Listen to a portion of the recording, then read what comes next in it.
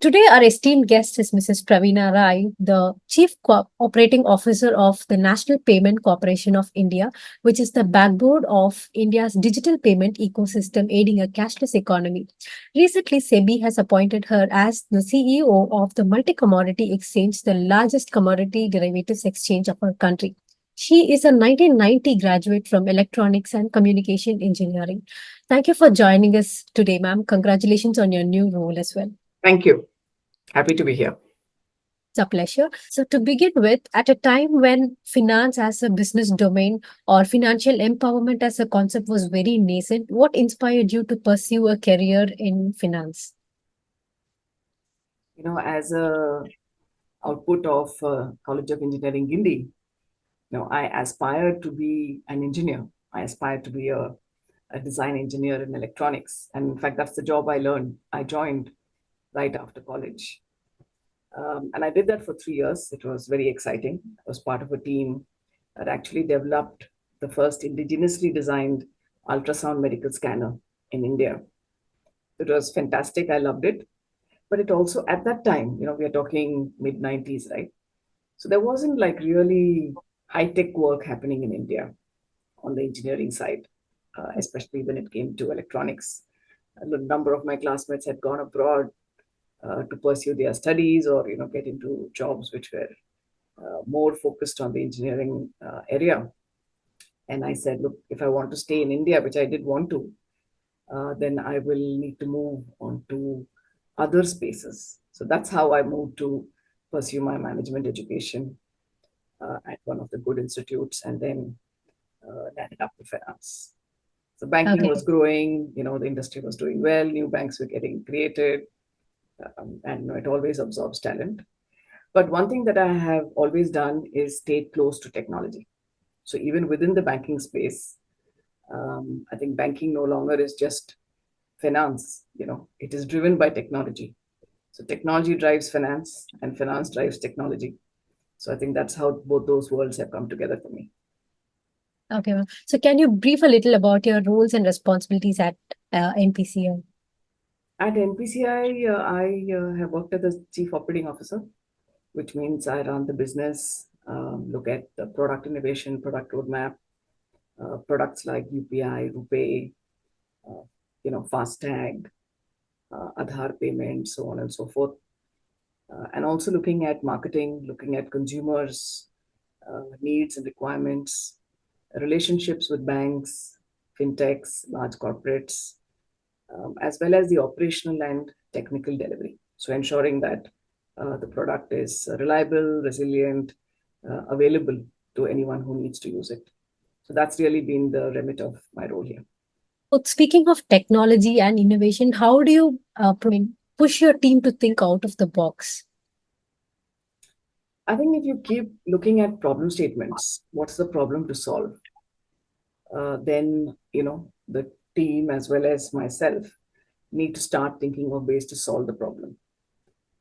If we look at what we already have and look at incremental change, that doesn't really lead to the kind of innovative thinking that is required. On the other hand, starting with a problem and thinking backwards with the technology available that can solve it can then lead to very transformative thinking. Okay. Here you are starting with a problem statement. What does the customer want? What does the market need? What is the next generation, requirement of the ecosystem, of the industry? And from there, then look at what technology can do to solve it. And, that can really become game-changing in the experiences it can offer to consumers. So to manage such a large organization like NPCI or your next organization, the MCX, what are the skills or experiences that you've learned at CEG or any other institutions that is attributed to your professional career? I would say at a very high level, combination of 2-3 things. Of course, there are many, but I can pick these. One is resilience. Resilience is the ability to stay the course, to overcome difficulties, to overcome obstacles, to look at things when they're not going very well, and to be able to solve or to have the confidence and the sort of internal ability to hold the course to see all the way through the objective. So I think that is something that I think throughout my education, including at Guindy Engineering College, that has been a common thread, and it has really helped me within whatever roles I have done until this point. The second would be aspiration, which means having that ambition, having that need to say, what is the direction that you want life and career to go. And certainly, coming out of Guindy, working with all the studying with all the top brains of the state and country at that time, and then later in my subsequent education, you automatically start getting into that zone where you aspire to do more. And the third is certainly the people angle, right? So working with people, in this case, working with classmates. In fact, I would say that what is really special, the most special part of uh, the college education is the friends you make and the friends who stay with you for life. And it's one of the most special things and teaches you skills that nothing else can. So speaking of friends, can you share any memorable incidents from CEG, ma'am? Yeah, I think there are certainly a number of them.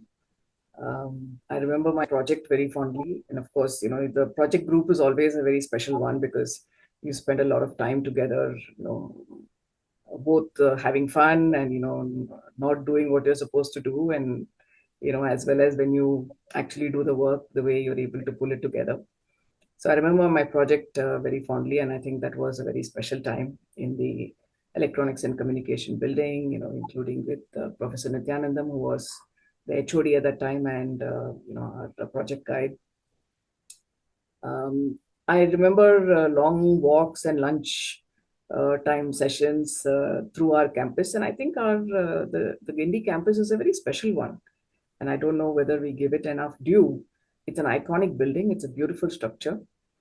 Probably, we took it for granted at that time, but when I think back now, I think it's very special.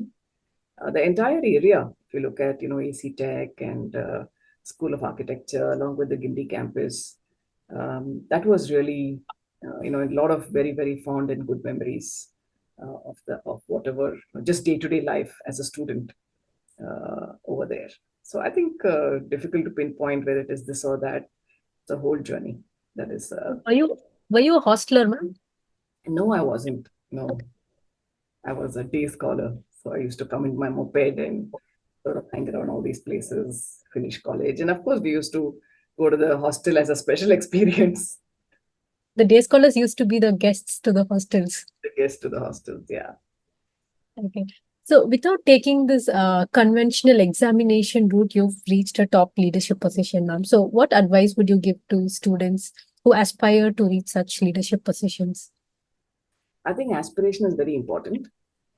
That's a starting point. But it's very important to take it one step at a time.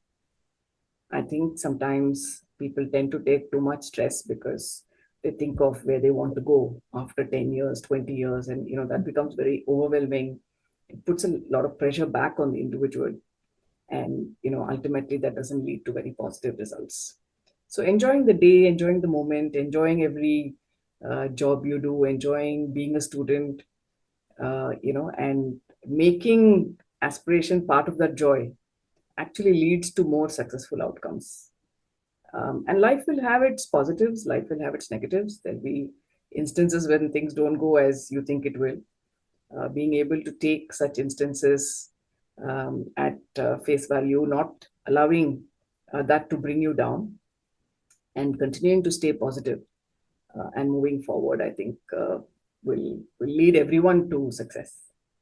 That's a wonderful message. So insightful also, ma'am. So we have SEGM 4.0, which is planned on Jan 3rd and 4th, 2025 next year.